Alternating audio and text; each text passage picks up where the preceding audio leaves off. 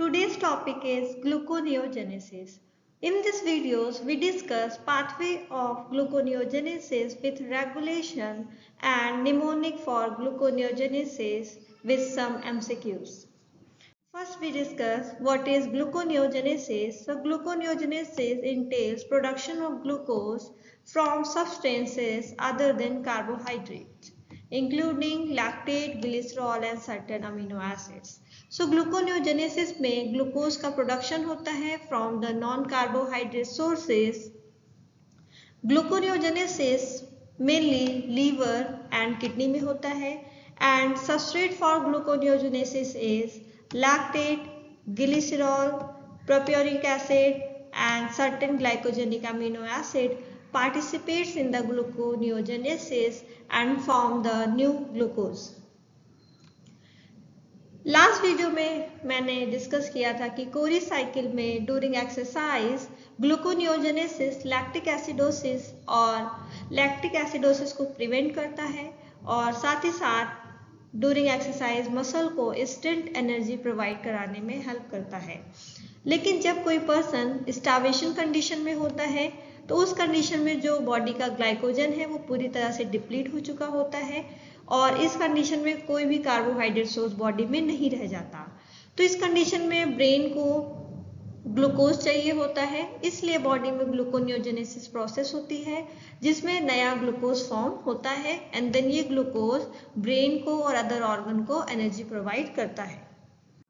Gluconeogenesis pathway, तो gluconeogenesis में mainly जो रिवर्सिबल स्टेप थे ग्लाइकोलिसिस के वो एज इट इज होते हैं, लेकिन जितने भी इरिवर्सिबल स्टेप थे ग्लाइकोलिसिस में like first step, third step and 10th step in glycolysis are irreversible. तो ग्लूकोनियोजेनेसिस में यही 3 स्टेप्स डिफरेंट एंजाइम एक्टिविटी के थ्रू बाईपास होते हैं एंड जितने भी रिवर्सिबल स्टेप थे ग्लाइकोलिसिस के वो सेम ग्लूकोनियोजेनेसिस में होते हैं। ग्लूकोनियोजेनेसिस के कुछ स्टेप्स माइटोकॉन्ड्रिया में होते हैं एंड कुछ स्टेप्स साइटोसॉल में होता है। So now we discuss steps of gluconeogenesis. So सबसे पहले पायरुवेट ऑक्सैलो एसीटेट में कन्वर्ट होता है by the activity of pyruvate carboxylase and in this reaction ATP convert into the ADP. इस रिएक्शन में एक कार्बन डाइऑक्साइड का मॉलिक्यूल रिलीज होता है and biotin as a cofactor इस रिएक्शन में वर्क करता है। ऑक्सैलो एसीटेट माइटोकॉन्ड्रिया में फॉर्म होता है और आगे की जितनी भी रिएक्शन है वो साइटोसॉल में होती है। तो इसका मतलब है कि जो पायरुवेट से ऑक्सैलो एसीटेट फॉर्म हुआ है, अब इस ऑक्सैलो एसीटेट को साइटोसॉल में जाना होगा for the next step.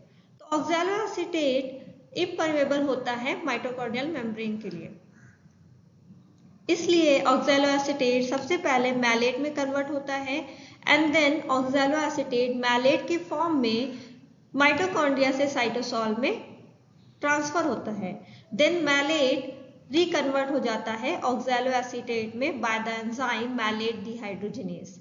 Now this oxaloacetate further proceed करता है एंड ग्लूकोनियोजेनेसिस के नेक्स्ट स्टेप को करता है।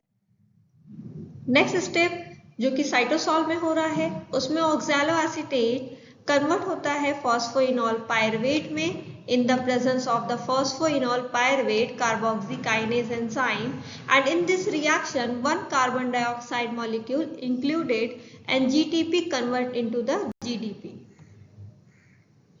Next PP फॉर्म होने के बाद जितने भी रिएक्शन रिवर्सिबल थी ग्लाइकोलिसिस में वो सेम ग्लूकोनियोजेनेसिस में होती हैं स्टेप 3 तक।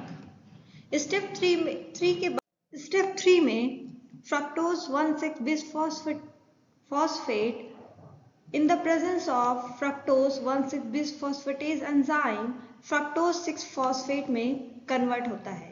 ग्लाइकोलिसिस में यही स्टेप इरिवर्सिबल था जिसमें fructose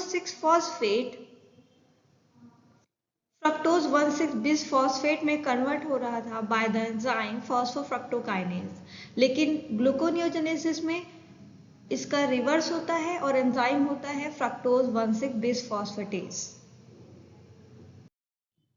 next third step irreversible था, लेकिन ग्लाइकोलिसिस में जो सेकेंड स्टेप थी वो रिवर्सिबल थी।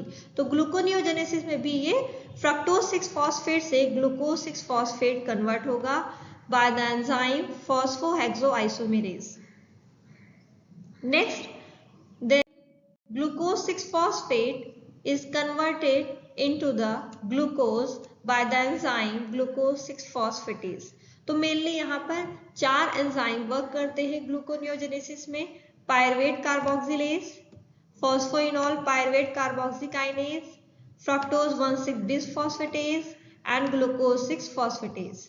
फर्स्ट स्टेप माइटोकॉन्ड्रिया में होता है, बाकी जितने भी थ्री रिएक्शन है वो साइटोसॉल में होती है। Mnemonic for gluconeogenesis enzyme, तो mnemonic is pathway produces fresh glucose।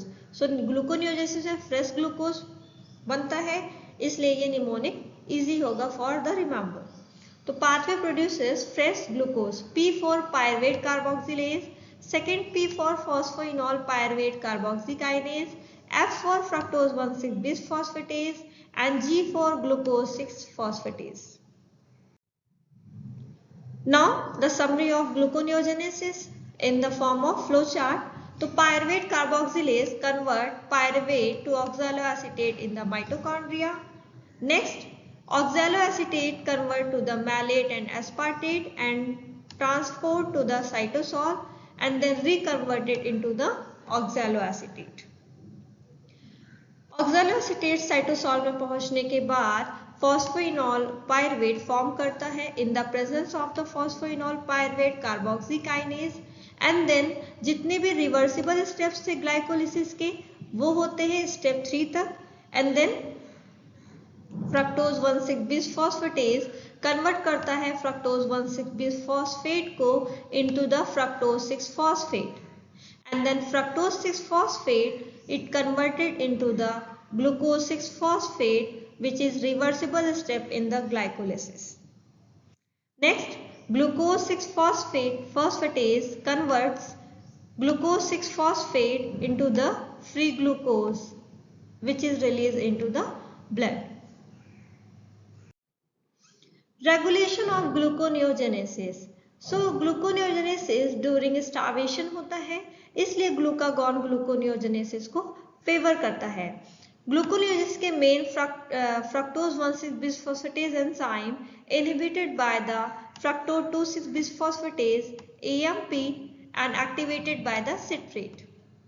Fructose 2,6 bisphosphatase कैसे ग्लाइकोलिसिस एंड ग्लूकोनियोजेनेसिस को रेगुलेट करता है, इसका वीडियो मैं ऑलरेडी बना चुकी हूँ, इसका लिंक डिस्क्रिप्शन में दिया हुआ है।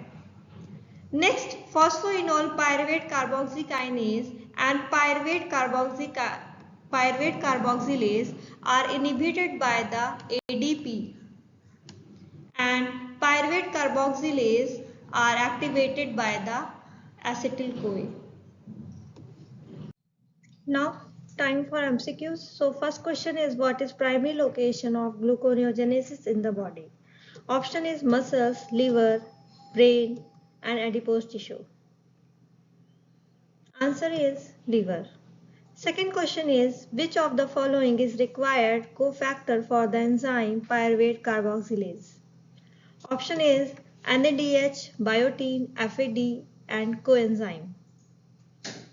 Answer is biotin. Next question is which of the following is not a substrate for gluconeogenesis? Option is lactate, glycerol, alanine and acetyl-CoA. Answer is acetyl-CoA. Next question is which of the following is unique to gluconeogenesis and not used in glycolysis? Option is phosphofructokinase, hexokinase, pyruvate carboxylase and aldolase. Answer is pyruvate carboxylase.